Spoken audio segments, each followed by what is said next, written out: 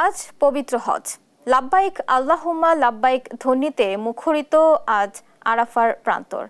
মিনায় অবস্থানের পর ফজরের নামাজ আদায় করে আরাফাতের ময়দানের উদ্দেশ্যে রওনা হয়েছেন 18 লাখ হাজি। 9 জিলহজের এই দিনটিতে আরাফার ময়দানে অবস্থান করাকেই মূল হজ হিসেবে গণ্য করা হয়।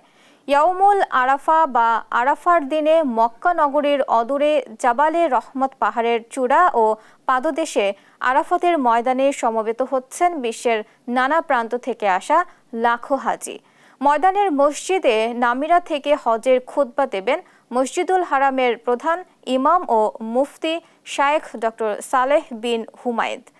আরবি ভাষণটি বাংলাসহ বিশ্বের 34টি ভাষায় তাৎক্ষণিক অনুবাদ করে শোনানোর ব্যবস্থা করেছে সৌদি হজ ব্যবস্থাপনা কর্তৃপক্ষ।